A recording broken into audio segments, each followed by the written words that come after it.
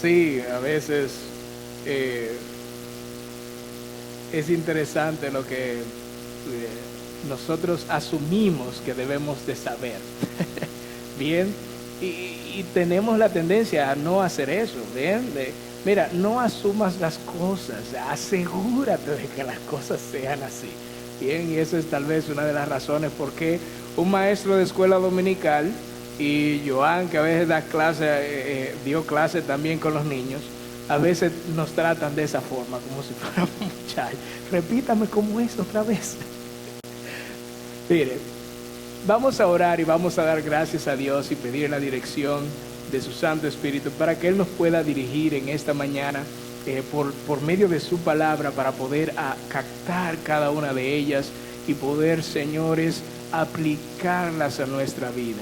Bien, para que eso marque la diferencia allá afuera, allá afuera. Oremos. Señor y Padre Celestial, te damos gracias, mi Dios, gracias porque tú eres bueno. Gracias, mi Dios, porque eres santo. Y tú eres, Señor, la persona que eres la razón de todo lo que somos, todo lo que es y todo lo que será. Guíanos, Señor, a confiar en ti. Ayúdanos en esta mañana a poder, Señor, aprender de tu palabra y poderla aplicar, Señor, en nuestra vida, con todo nuestro ser. En el nombre de Cristo Jesús oramos. Amén y amén. Así que tenemos ya nuestro 17º aniversario y hermanos, hemos pasado estos 17 años con desafíos, bien, muchos desafíos hemos enfrentado. Yo sé que muchos de ustedes tienen diferentes años aquí en la iglesia. Yo tuve el privilegio de entrar en el primer año, unos 6 meses después de que el pastor y algunos de los hombres aquí, como Joan, Harold y algunos que ya estaban aquí cuando yo llegué, he visto cómo Dios ha ido formando un grupo de niños, cómo Dios utilizó a algunos adultos para fomentar la palabra de Dios en estos muchachos que les digo, eran duros, me incluyo, duro. Ahora los muchachos son unos puré de papa. Ahora tú le das una tabla y están como sonsos ahí babeando. Estos muchachos no tenían nada de eso. Bien, eran duros para que prestaran atención. Yo recuerdo que se iba mucho la luz en ese entonces. Se iba mucho la luz, ustedes saben eso. Y cuando se iba la luz en esos grupos de jóvenes, los muchachos, no me dejan mentir, te traían sillas, le daban golpe a las muchachas. Eso era una cosa que eso solamente en el grupo de A a B, que ya no existe ahora existe apps, más avanzado el nombre, más tecnológico, ¿verdad? Pero interesante cómo pegaban los versículos y tenían que aprendérselo y lo difícil que fue para estos adultos en ese entonces trabajar con estos muchachos. Obviamente los adultos de hoy en día tienen otros retos para poder enseñar la palabra de Dios a esta generación también. Pero fue interesante ver este proceso en mi vida, ver el proceso en la vida de algunos de mis hermanos. Fueron momentos muy desafiantes y muy alegres. Yo recuerdo a mi hermano Jonathan Perdomo, un niño en escuela dominical. Este hombre que ustedes ven ahí es uno de nuestros diáconos aquí. Ahora casado, un contador en una empresa, casado con una gran mujer. Yo no sé dónde sacarla, pero es una gran mujer. Ver su procedimiento cuando yo le daba clases, que a veces no memorizaba todos los versículos. de memoria que tenían en las clasecitas que yo le estaba dando en el discipulado, o que se lo aprendía unos minutos antes de entrar a la clase. Y el muchacho pensaba siempre que van a engañar a los más grandes, ¿no? Hay un chip aquí arriba que los muchachos piensan que van a engañar a los más grandes. Es interesante eso. Pero ver este proceso, hermanos míos, durante estos 17 años, me ha llenado de mucha satisfacción estar aquí en el día de hoy con ustedes. Así que verlo ahora, personas como ustedes, porque no solamente él es un ejemplo, sino muchas personas aquí, hombres y mujeres, que he tenido el privilegio de compartir diferentes años con ustedes. Gracias, hermanos, es un verdadero honor y privilegio servir con ustedes aquí. El apóstol Juan le escribe una carta a 7 iglesias, ¿bien? Y en esta carta él inicia impartiendo gracias y paz de parte del Señor Jesucristo, ¿verdad? A estas iglesias, a Él de parte de Jesucristo, el soberano, el que les ama, dice el apóstol Juan, el que los liberó del pecado por medio de su sangre y nos hizo un reino y sacerdotes para Dios.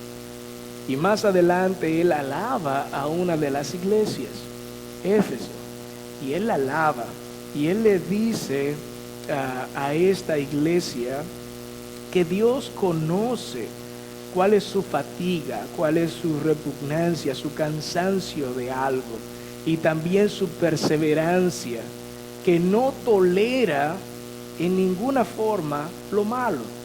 Él comienza a alabar a esta iglesia increíblemente de esta forma. Pero él le dice algo en el capítulo 2, el verso 4 y 5 a esta iglesia. Pero tengo esto contra ti, dice Dios. Recuerden que él está alabando la perseverancia que tiene, ese deseo de no tolerar lo que está mal. Bien, en uno de estos casos dice que habían unas personas que decían que eran apóstoles y no lo eran, y ellos no soportaban eso y refutaban eso y desmentían eso. Bien, luchaban con eso, eran perseverantes para hacer las cosas muy bien. Eso es alabándolo, en ese punto estaba Dios. Pero él dice, tengo esto contra ti, que has dejado tu primer amor. Recuerda, por tanto, de dónde has caído, y dice Dios a esta iglesia, arrepiéntete y haz las obras que hiciste al principio. Eso es lo que le acaba de decir. Hay cosas, vida nueva, en las cuales nosotros debemos de estar en un orgullo santo, ¿verdad? Gloriarnos de algunos éxitos y que hemos tenido, tramos y trayectos en la vida que nosotros podemos decir cheque, y donde Dios nos puede decir, oye, nos da like a muchas de las cosas que nosotros hacemos. Pero también nosotros debemos de reflexionar también en las áreas que no estamos haciendo bien. Así que este es un día, hermanos míos, que le alabo, vida nueva, podemos alabar las cosas que Dios nos ha dado el privilegio de disfrutar, de hacer, de alegrarnos en cosas, pero que nosotros tenemos también que sentarnos y evaluar nuestra vida. Ustedes saben que cuando un niño tiene ya 17 años y está pronto, no se utiliza mucho en nuestra cultura, pero está pronto ya a pasar de un jovencito ya a ser un adulto, y que en cualquier momento ya va a salir de la casa, bien, a hacer su vida. Nosotros queremos que estos muchachos sepan las cosas que necesitan hacer. Quisiéramos que entendieran eso y que se sentaran a reflexionar en su vida, tanto las cosas buenas como también las que están mal en su vida, y cómo ellos pueden reflexionar en eso, pensar en eso y también ponerse a trabajar para ser mejores cada día. Podemos tener ese deseo como padres, pero hay algunas cosas que cuando cumplimos esta edad muchas veces se asume que este joven debe de saber. Bien, hay muchos padres que en vez de asegurarse que mi hijo lo sepa, asume que debería de saberlo. Es como nosotros aquí en la iglesia, es como, traemos a nuestros hijos aquí a la iglesia, hay una escuela dominical allá arriba, y nosotros asumimos que le enseñan la palabra de Dios. ¿Entienden eso? Pues estas son oportunidades donde también los padres, como este taller que nuestro hermano Alejandro estuvo hablando, donde los padres pueden venir y ver y escuchar y atender, reflexionar en las cosas que estos maestros nos pueden decir a nosotros los padres, y entonces podemos no solamente asumir que ellos le enseñan la palabra de Dios a nuestros hijos, sino que podemos tener la certeza y la seguridad y la tranquilidad que eso nos ofrece de entender de que ellos lo están haciendo así. Así que estos temas debemos nosotros de reflexionarlos. El creyente en Cristo Jesús, hermanos míos, no es diferente y debe llegar a un punto en la vida del cristiano en que algunas cosas se deben no solo de asumir a una edad, sino que debemos de saber a una edad. El escritor de los Hebreos, que es la carta que nosotros vamos a tener hoy como base principal en nuestro mensaje, les dirige unas palabras fuertes y directas a unos que habían escuchado la palabra de Dios y tenían la necesidad de que se les repitiera otra vez lo mismo. Oigan eso. En Hebreos capítulo 5, vamos a ir a las escrituras. Hebreos capítulo 5. Dice el verso 11 en adelante: acerca de esto tenemos mucho que decir. Y ustedes pueden leer el contexto luego. Pero escuchen esto. Acerca de esto tenemos mucho que decir. Y es difícil de explicar, puesto que ¿qué dice? Que os habéis hecho tardos para oír. Pues aunque ya debierais ser maestros, otra vez tenéis la necesidad de que alguien os enseñe los principios elementales de los oráculos de Dios. Oigan esto. Y habéis llegado a tener necesidad de leche y no de alimento sólido. Porque todo el que toma solo leche no está acostumbrado a la palabra de justicia, porque es, ¿qué dice? Niño. Wow, hermanos míos, porque es niño. Pero el alimento sólido es para los adultos. Versículo 14, los cuales por la práctica tienen los sentidos ejercitados para discernir el bien y el mal. Wow, ¿verdad? Es interesante. En un sentido, el escritor de los Hebreos le está diciendo a este grupo de personas que ya habían escuchado la palabra de verdad, pero que otra vez tienen la necesidad de que se les repita lo mismo. Niños. ¿Ustedes se imaginan? Eso fue lo que le estaba diciendo. Que el adulto, cuando lo tratan como un muchacho, ¿cómo se siente? Se siente un poco incómodo, ¿no? Oye, yo no soy un muchacho. A mí no me hable como un muchacho. Yo no soy muchacho de nadie. Se siente. Miren, el apóstol Pablo, el escritor de los Hebreos en este punto, él está diciendo a estos hombres que tenían la necesidad de que se les repitieran otra vez las mismas cosas que ya sabían,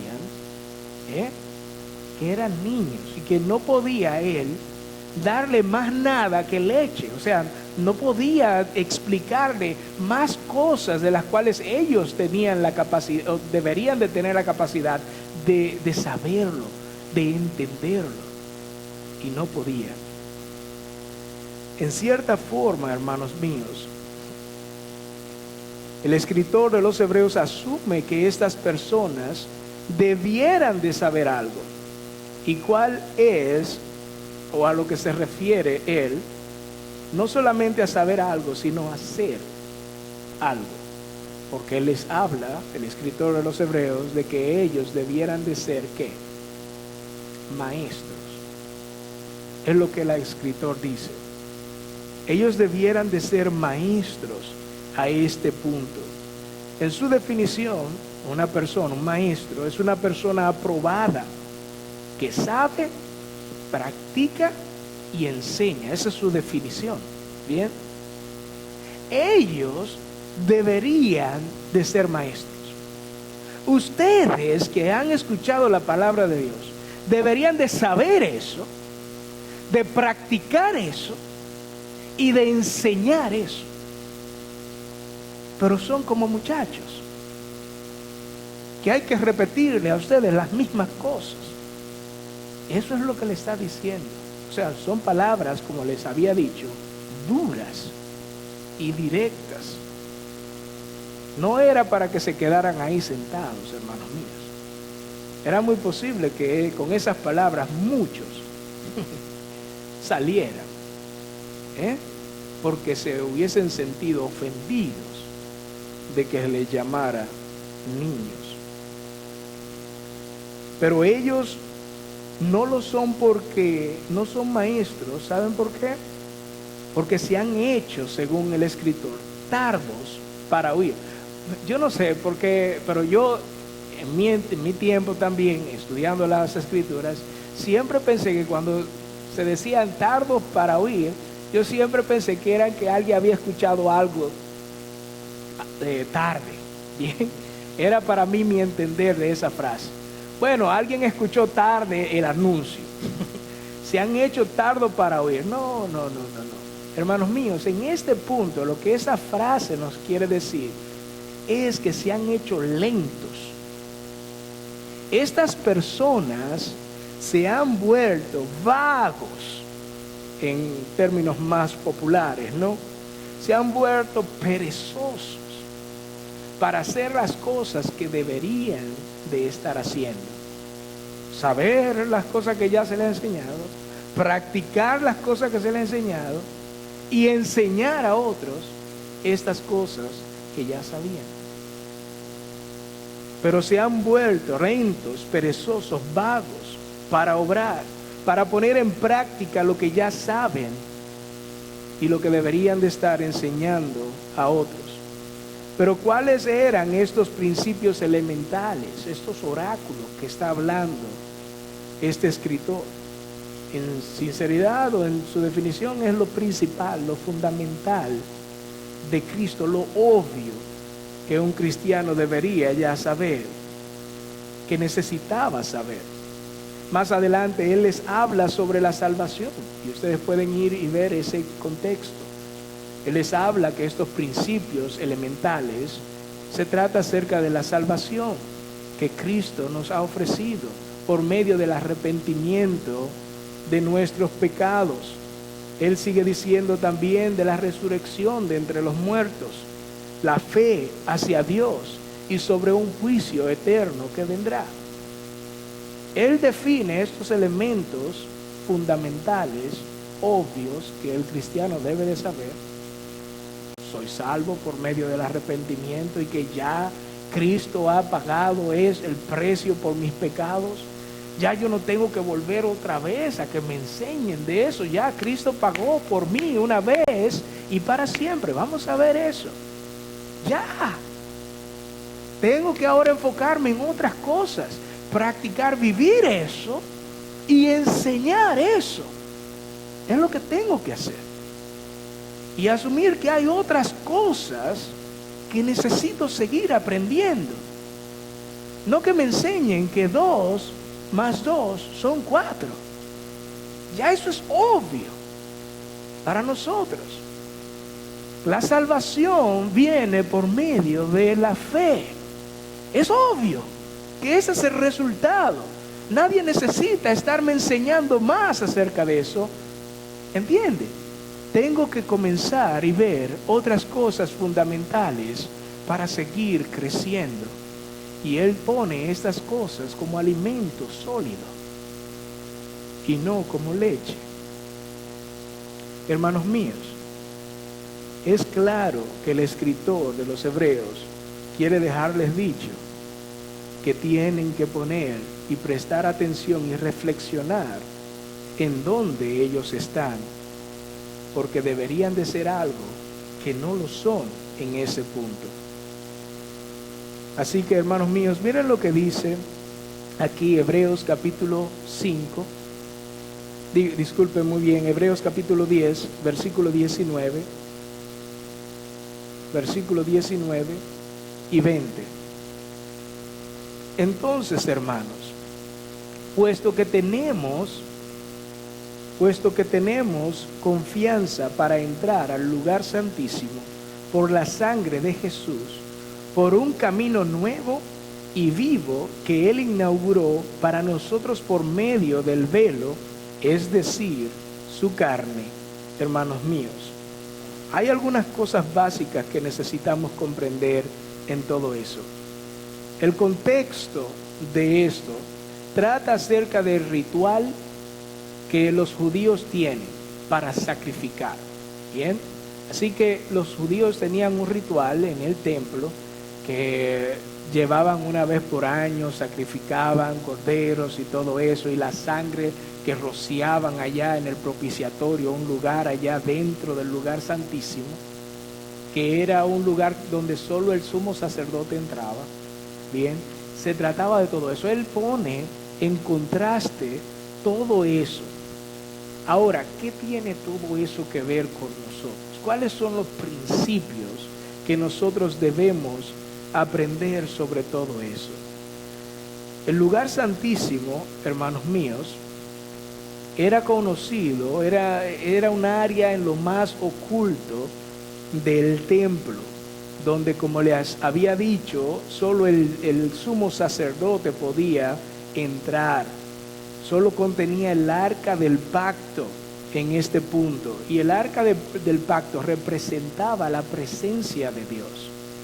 Eso era lo que representaba. O sea, en el lugar santísimo se encontraba la presencia de Dios para los judíos en este entonces.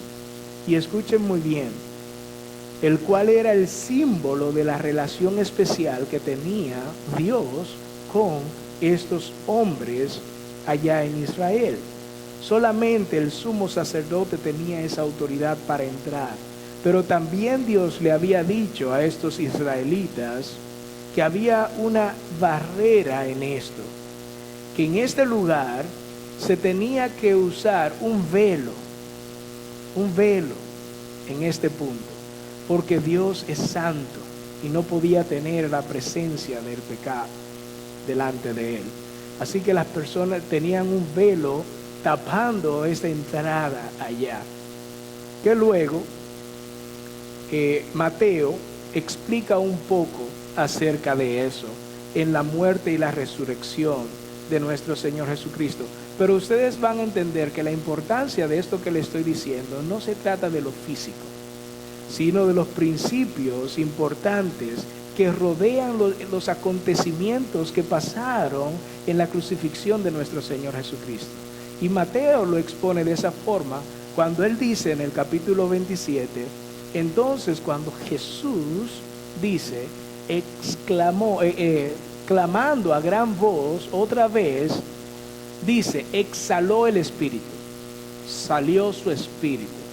Y he aquí, en el momento de su muerte, porque eso es lo que significa, que exhaló el espíritu, murió, en el momento de su muerte, ¿qué fue lo que sucedió? Dice Mateo.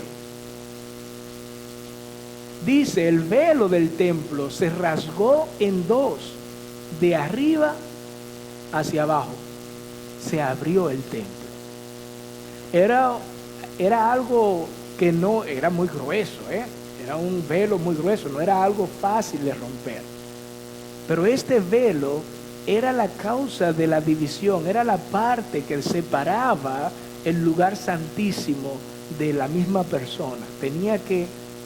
No podían ver a Dios. Ahora en ese punto no tenían acceso.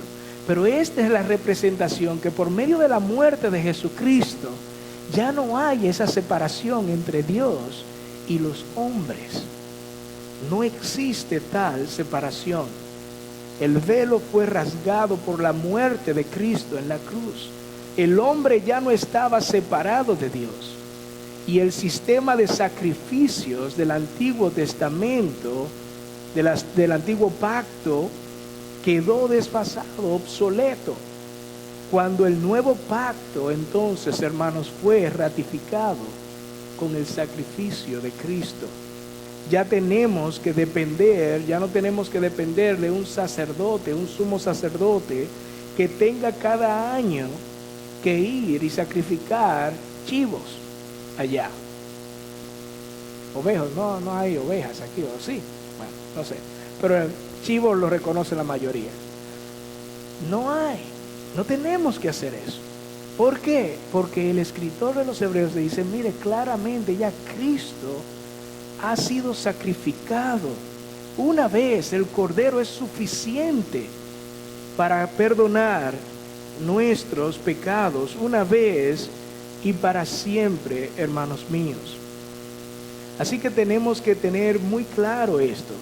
Escuchen muy bien otra vez lo que dice. Así que, hermanos, teniendo libertad para entrar en el lugar santísimo ahora, por la sangre de Jesucristo, por el nuevo camino y vivo que Él nos abrió a través del velo, y esto es su carne. Ahora se entiende un poco mejor este versículo, ¿no? Es por lo que Cristo hizo que tengo acceso a Él. El lugar santísimo, o sea, la presencia de Dios, ahora está disponible para todos los que por fe creen en Cristo Jesús. Donde antes había una barrera, Dios ha abierto un camino por la sangre que derramó su Hijo. Hebreos capítulo 10, el verso 21. Escuchen lo que dice.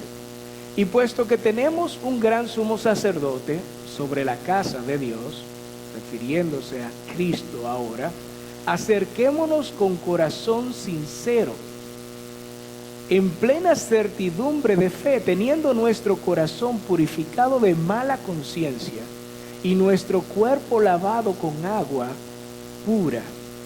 Nuestro Señor Jesucristo ya ha sido crucificado, ha sido sacrificado y su sangre derramada en el lugar santísimo, siendo Él el precursor entonces de nuestra fe, que es el medio para alcanzar su maravillosa gracia.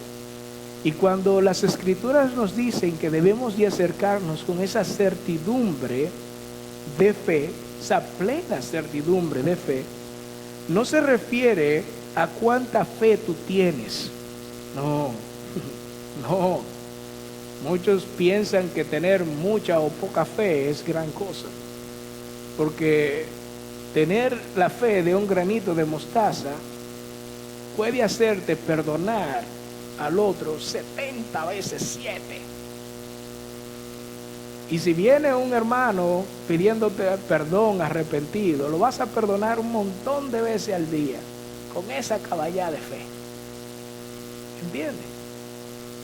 Caballá le digo a la semilla de mostaza, ¿verdad? Porque es muy chiquita. Por esa poca fe, hermanos míos, pudiésemos hacer grandes cosas como perdonar a otros. El versículo 23 nos dice: mantengamos firme la profesión de nuestra esperanza sin vacilar, porque fiel es el que prometió. Oigan eso. Mantengamos firme la profesión de nuestra esperanza sin vacilar, porque fiel es el que prometió. ¿Recuerdan lo que el apóstol Pedro le dijo a estos expatriados en la primera carta que estuvimos hablando hace algunas semanas? Que toda la herencia que nosotros obtenemos por medio de Jesucristo ahora está reservada ¿por quién? Y guardada y protegida ¿por quién? Por el poder de Dios. Está guardada y protegida por el poder de Dios. Así que debemos de mantener nuestra profesión. Y ustedes saben lo que es profesión, ¿no? Lo que nosotros divulgamos, confesamos, lo que nosotros creemos en sí, enseñamos a otros. Debemos de mantenernos firmes en eso, en nuestra esperanza, pero sin vacilar. Eso es lo que significa estar firme, no vacilar en esto, porque fiel es el que promete. Dios es fiel. Eso nos debe de dar a nosotros la plenitud de esa certeza, bien, en la fe, pero también nos debe de nosotros de dar esa firmeza de que lo que nosotros vamos a decir de ahora en adelante, por medio de Él, será firme. Y que no importa las circunstancias en que nosotros estemos pasando, podemos estar confiados en aquel que es fiel cuando promete. Y este es Dios. Tenemos confianza en Él. Así que, hermanos, luego en el versículo 24, Él dice: y considerémonos, escuchen muy bien, cómo estimularnos unos a otros al amor y a las buenas obras. Nosotros debemos considerar cómo estimularnos al amor y a las buenas obras. Aquí dice, y Él le ha dicho que Dios es fiel, ¿no? Él es la razón suficiente para descansar en eso y extendernos hacia la madurez ahora. Nosotros confiamos en estas promesas de Dios. Y ahora mi posición es extenderme más allá hacia la madurez. En este caso, comenzando a considerar algo. Esa es la idea. Ahora yo sé eso, estoy seguro, estoy firme en mi esperanza, en lo que yo profeso con mi boca. Estoy seguro de eso, estoy con plena certidumbre de mi fe. ¿Bien? ¿Es claro eso? Ahora eso debe de guiarme y moverme hacia la madurez. ¿Cómo? Considerando algo. Vamos a ver qué es lo que dice la cosa. Dice, consideremos cómo estimularnos unos a otros al amor y a las buenas obras. Wow. ¿Cómo llegamos nosotros aquí a Vida Nueva hoy? Piensen en eso. ¿Son creyentes? ¿Quiénes son los creyentes aquí? Levanten la mano. Levanten la mano. Creyentes en Cristo, lo verdadero. ¿Van a bajar? Déjenme ver, tal vez se equivocaron. ¿Quiénes son los verdaderos creyentes en Cristo Jesús? Los verdaderos. Ok. ¿Cómo ustedes llegaron aquí hoy? ¿Cuál fue el propósito por haber llegado aquí hoy? ¿Ustedes en su casa consideraron algo como eso, como una persona madura debe de hacer? ¿Consideraron y han considerado ustedes cómo yo puedo estimular a mi hermano hacia el amor y a las buenas obras? Eso de estimularnos, considerar, implica planificación. Yo necesito planificar cómo yo puedo estimular. ¿Y ustedes saben lo que significa estimular? Es ese deseo que ustedes tienen de que alguien quiera hacer algo. ¿Comprenden eso? El deseo tuyo es que esa persona que tú quisieras, esa persona, el otro que está a tu alrededor, el otro hermano que tú tienes a tu alrededor, haga aquello que tú quieres. Eso es estimular. Así que debemos de considerar, planificar, reflexionar cómo rayos yo vengo aquí a la iglesia para yo ayudar a otros a desear que amen y que hagan buenas obras. Eso es cansón. Eso es demasiado, ¿no? Pues la planificación amerita tiempo, mucho tiempo. Y tratar de hacer que la otra persona quiera hacer algo bueno como amar es una cosa difícil, ¿no? Pero la idea aquí es que esto no es opcional. No es opcional. Y quiero enfatizar algo, hermanos míos, aquí. Quiero enfatizar algo con todo eso.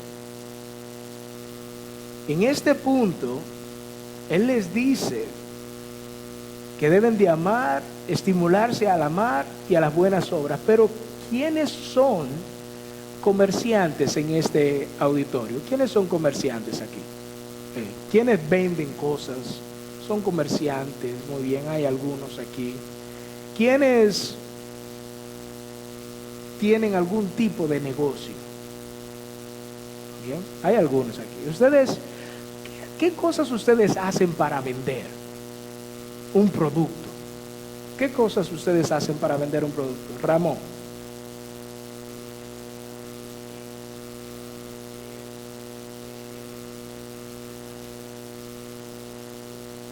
Muy bien, muy bien, princesa.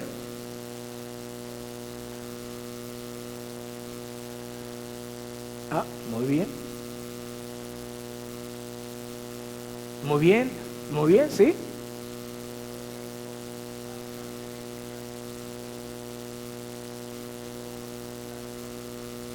Muy bien, excelente, sí. Wow, excelente.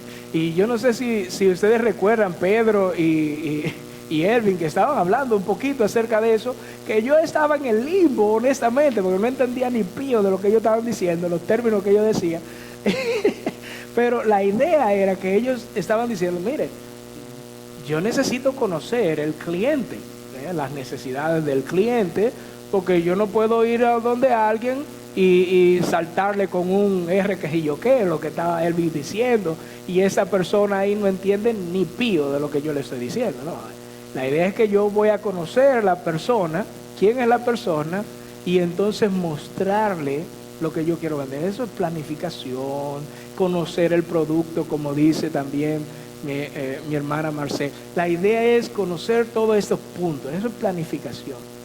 Debemos de considerar cómo estimular a una persona para que compre algo que usted desea. ¿Y qué es lo que ustedes quieren que compre en este punto? El amor y que hagan buenas obras, ¿no? Esa es la idea bien principal. ¿Cómo usted quiere vender eso? Bueno, hay muchos tipos de comerciantes que comienzan a engañar al otro y comienzan a decir cosas que no son, que el producto realmente no hace, características. Pues el producto hace tal y tal cosa y realmente no lo hace. Así que en un punto engañan a la persona. Así que nosotros debemos de conocer muy bien el producto, ¿no, Ramón? Así es, hermano mío, conocer la necesidad de la persona. Entonces yo hago una estrategia en todo eso. Bien, comienzo con claridad y digo, yo necesito conocer. Así que mi hermano, yo creo, Jeremy, me dijo que él tiene que consumir su producto. Eso fue lo que tú me dijiste hace algunas semanas, ¿no? Que estuvimos hablando, él está vendiendo algunos productos, excelente, así que cualquier cosa, él vende una cosa allá, varias cosas allá. Hable con él. Pero la idea es que él dice, yo necesito consumir mi producto para yo poder decir a los otros cuáles son las características y cómo, qué es lo que pasa con eso. Bueno, si nosotros vamos a estimularnos, a considerar cómo estimular a otros a amar y a las buenas obras, entonces yo debo de consumir eso. Es la idea, ¿bien? Entonces yo debo de amar. ¿Y qué tipo de amor es el que yo voy a vender? Eso debemos de considerar, porque ahora tengo que conocer cada una de las características de lo que significa amor. Y bueno, nosotros sabemos que las características de amor no siempre son tan agradables. Porque el apóstol Pablo en una de ellas dice que el amor todo lo sufre. Pero también va contra lo que nosotros deseamos en un sentido. El amor no busca lo suyo propio. Es duro eso. Así que nosotros debemos de consumir eso. Recuerden que él le está diciendo a estos hombres aquí el escritor de los Hebreos, que ellos deberían de ser maestros a este punto. Deberían de saber, deberían de practicar y deberían de estar enseñando. Eso es lo que significa ser un maestro, aprobado en eso. Pero ¿cómo vendemos algo? ¿Cómo podemos hacer que otros amen si nosotros no conocemos ese producto? Y el que no ha conocido a Dios no puede amar. El que no ama no ha conocido a Dios, porque Dios es amor. Es importante, hermanos míos, que nosotros en este punto de consideración para estimular a otros a hacer estas cosas, debemos de ser muy honestos, pero muy honestos, íntegros en torno a la realidad de este asunto, amar y hacer buenas obras. Cuando deseamos que alguien aprenda a amar, debemos mostrar la realidad de lo que es amar, sus beneficios, considerar también sus efectos secundarios, como lo es el sufrimiento también, la humillación, cuando no es en busca de un tipo de beneficio al hacerlo. Conocer las consecuencias que pueden traernos a amar y hacer buenas cosas hacia otros, que pueden ser contrarias para nosotros, tanto física, emocional, mente, para nosotros. Todos nosotros tenemos que considerar nuestra integridad por encima de que se desee con todo el corazón de que estas personas hagan estas cosas, enseñando la verdad de la palabra de Dios, nada más que la verdad de la palabra de Dios, y solamente la verdad y nada más que la verdad, hermanos míos. El apóstol Pedro menciona este oficio del creyente cuando en su primera carta, en el capítulo 2, el verso 5, dice aquí: también vosotros, dice aquí, como piedras vivas, sed edificados como casa espiritual para un sacerdocio santo, para ofrecer sacrificios espirituales aceptables a Dios por medio de Jesucristo. Wow. ¿Cuál es el oficio de un creyente según el apóstol Pedro aquí? Se lo leeré otra vez. También vosotros, estos creyentes, como piedras vivas, sed edificados como casa espiritual para un sacerdocio santo, para ofrecer sacrificios espirituales aceptables a Dios por medio de Jesucristo. ¿Cuál es el oficio aquí? Un sacerdocio santo. Así que Jesús es nuestro sumo sacerdote. ¿Y saben cuál es el trabajo de los sacerdotes? Era llevar las ofrendas a el sumo sacerdote. Y el sumo sacerdote era el único que podía entrar al lugar santísimo. Así que recuerden que nuestra conexión entre Dios y los hombres, ¿saben cuál es el intermediario? Jesucristo. Ustedes saben eso, ¿bien? La idea es que el único intermediario entre Dios y los hombres es Jesucristo. Él es nuestro sumo sacerdote. Y los sacerdotes entonces llevaban estas ofrendas del pueblo al sumo sacerdote para que él entonces lo sacrificara. Bueno, nosotros debemos de presentar como sacerdotes santos en este punto. Recuerden, esto es un símil que estoy haciendo, una comparación en esto. Debemos de presentar algo a Dios, a Jesús, debemos de presentar algo. El versículo 9 de ese mismo capítulo dice Pedro: pero vosotros sois linaje escogido, real sacerdocio, nación santa, pueblo adquirido para posesión de Dios, a fin de que anunciáis las virtudes de aquel que os llamó desde las tinieblas a su luz admirable. Pues vosotros en otro tiempo no erais pueblo, pero ahora sois el pueblo de Dios. No habíais recibido misericordia, pero ahora habéis recibido misericordia. Así que somos una nación santa, un real sacerdocio, un sacerdocio santo. Pero escuchen lo que dice Romanos, escuchen lo que dice el apóstol Pablo a los romanos en el capítulo 12, verso 1. ¿Qué dice?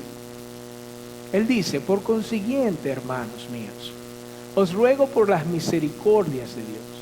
¿Qué es lo que deben de presentar? Que presentéis vuestros cuerpos como un sacrificio vivo y santo, aceptable. Recuerden que eso es lo que el apóstol estuvo hablando, ¿verdad?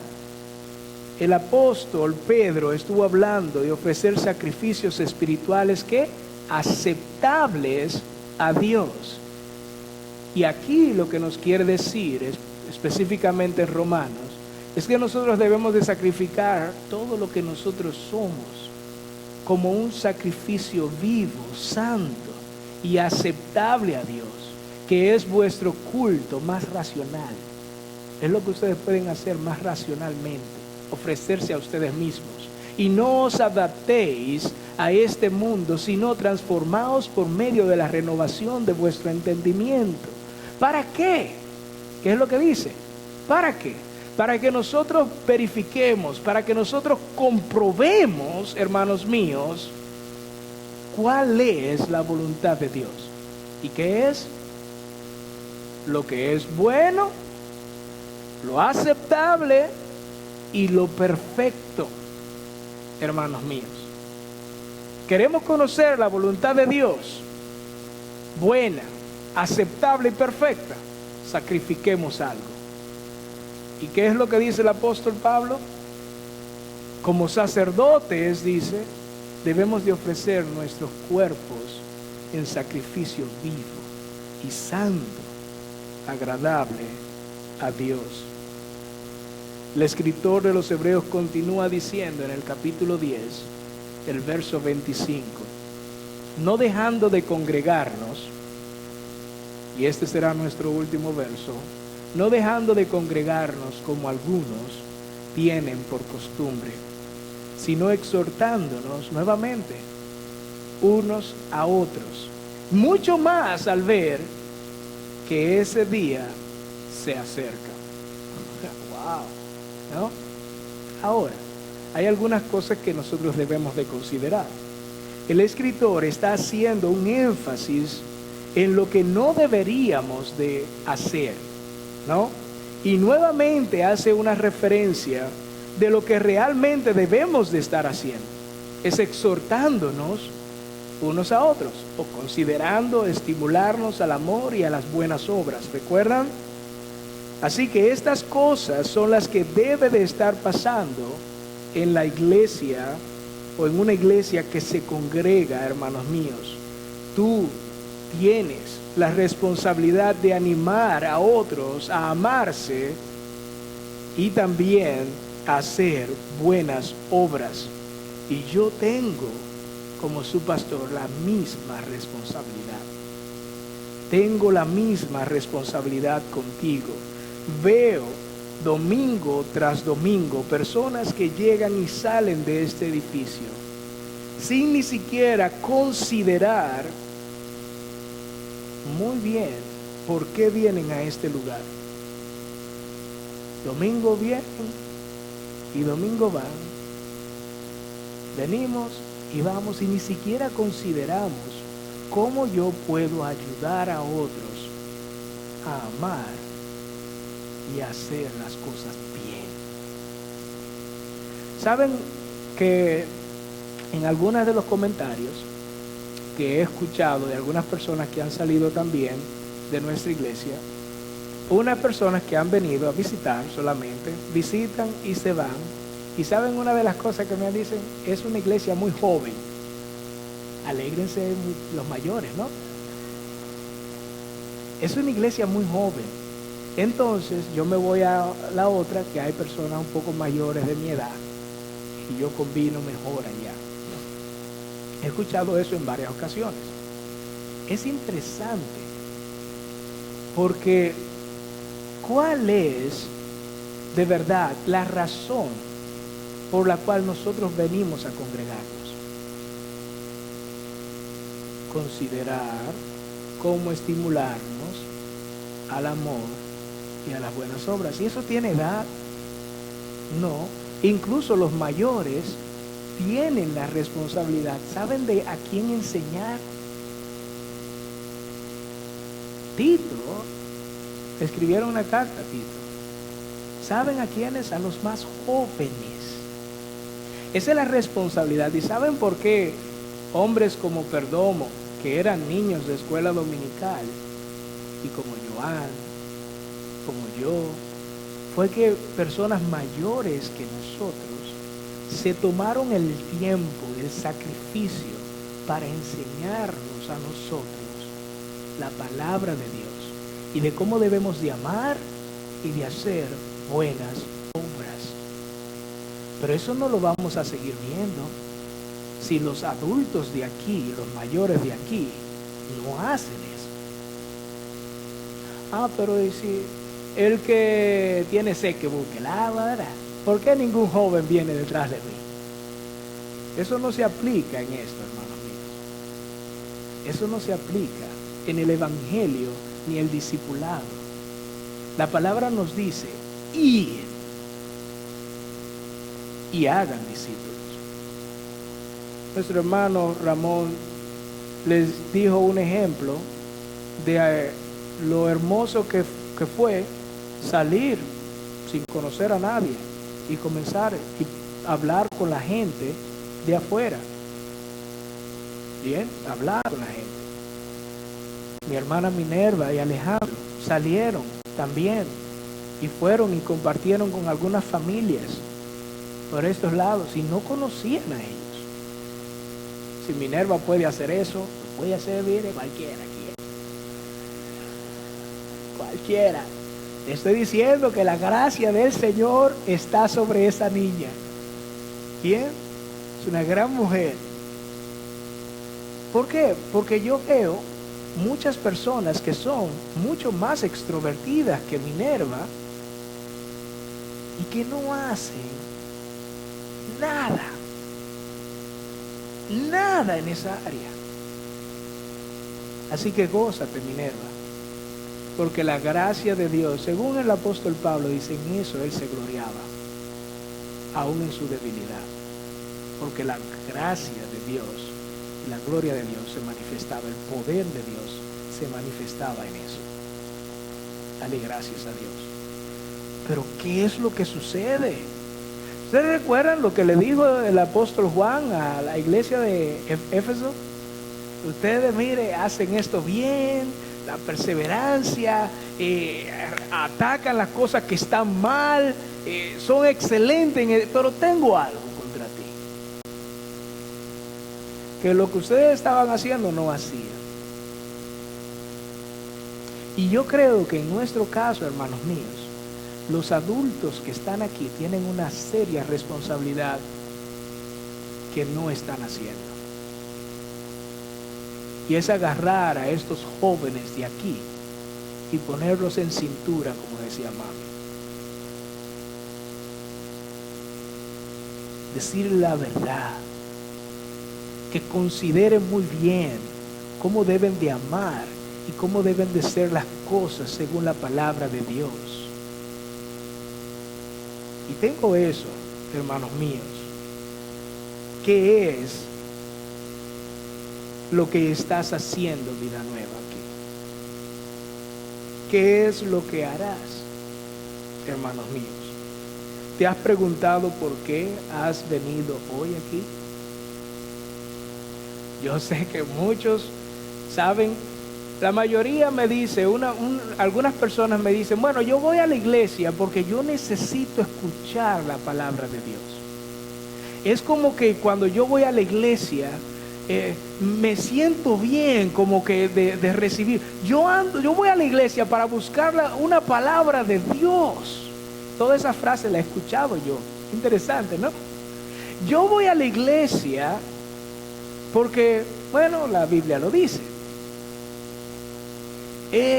Yo voy a la iglesia y cuando yo voy a la iglesia, yo quiero salir, yo voy buscando ánimo y esperanza para mi vida. He escuchado todas estas frases. Pero saben que eso solamente debe de ser el subproducto de una persona madura. El subproducto de lo que hace y debe de hacer una persona madura, que es llegar aquí y estimular a otros en el amor y a las buenas obras. ¿Por qué? Porque el que ama no busca lo suyo propio. ¿Es entendible eso? Así que cuando llegamos a la iglesia no venimos buscando nada para nosotros. No debería de ser eso, hermanos míos. Pero qué mal estamos. Qué mal a veces yo estoy. Si me saludan, si no me saludan, si fueron amables, si no fueron amables, si la palabra me gustó, si la palabra no me gustó, si la música fue bonita, si no fue bonita, si se equivocaron. Y he escuchado todo eso. Todo eso lo he escuchado. Pero son muy pocas veces, para no decir ninguna, las que pude haber escuchado. Yo vine aquí para mi hermano Beato. ¿Cómo yo puedo ayudarle y animarlo a usted para seguir luchando en ese cáncer que usted está pasando? ¿En qué le puedo ayudar, Nidia, para que esa carga tan pesada sea más liviana para usted? O considerando, ¿verdad?, a Minerva y Alejandro, que tienen planes para salir a Argentina.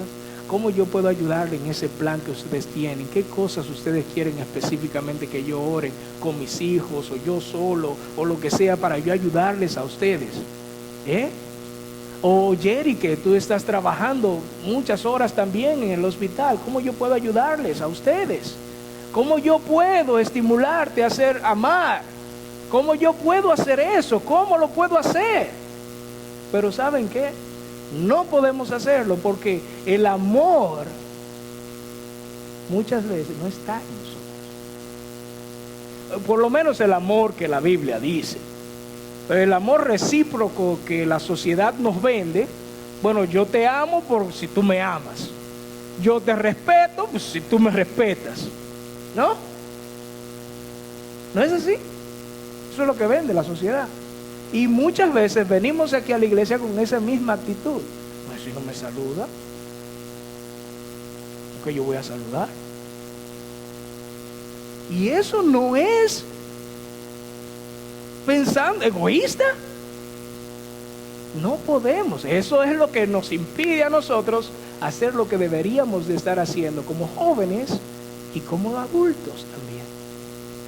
Hermanos míos, pensemos pensemos realmente en estos 17 años, a cómo reflexionar en esas áreas que no estamos haciendo. A gloriarnos, sí, en las muchas y otros éxitos que Vida Nueva ha tenido, pero en cuáles otras no estamos haciendo. Porque sí me encantaría que muchos de ustedes estuvieran apoyando a jóvenes aquí que necesitan de personas de la sabiduría y de las experiencias que muchos de ustedes tienen.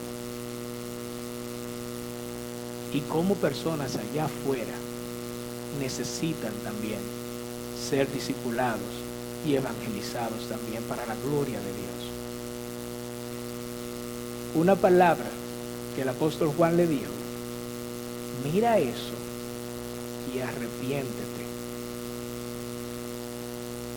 Mira lo mal que estás haciendo. Vuelve a tu primer amor. Vuelve a lo que deberías de estar haciendo y arrepiéntete. Eso es lo que debería yo de estar haciendo, reflexionando en eso. Pero ¿saben qué? Como fiel es el que promete, Él nos dice: confiesa tu pecado. ¿Y saben qué es lo que es la promesa? Que si confesamos nuestros pecados, Él es fiel y justo para perdonar nuestros pecados y limpiarnos de toda maldad. Oremos. Señor y Padre Celestial, gracias por estos 17 años que tenemos aquí. Y ayúdanos a seguir predicando tu palabra fielmente, como tú la predicabas, Señor Jesús. Como decimos, sin pelos en la lengua,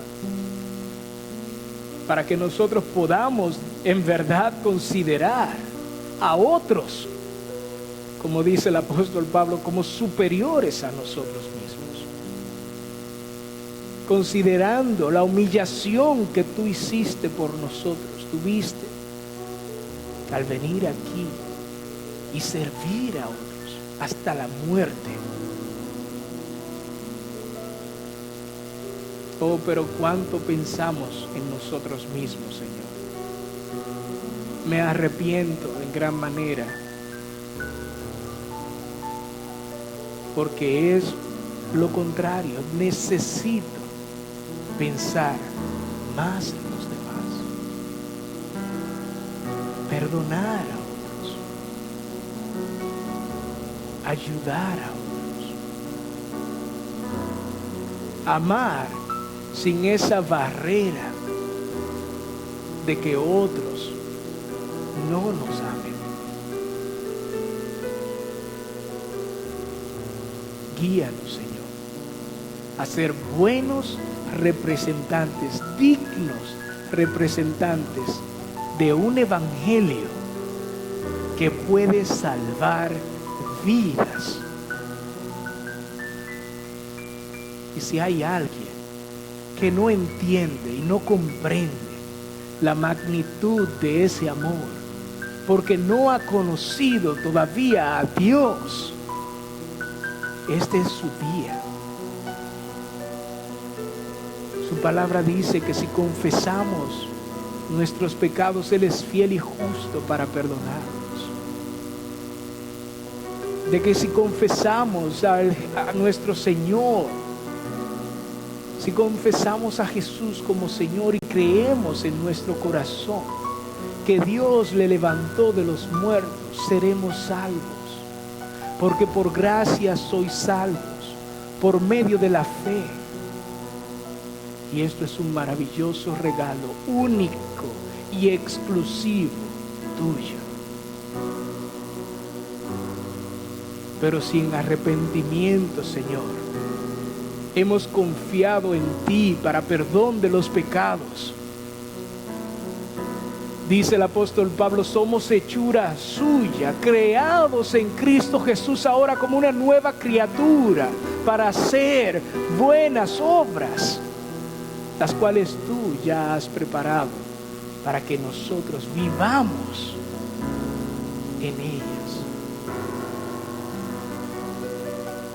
En el nombre de Cristo Jesús, danos la sabiduría. Danos, Señor, a nosotros, por medio de tu Santo Espíritu, el poder para reconocer la habilidad que tenemos por medio de la fe salvífica.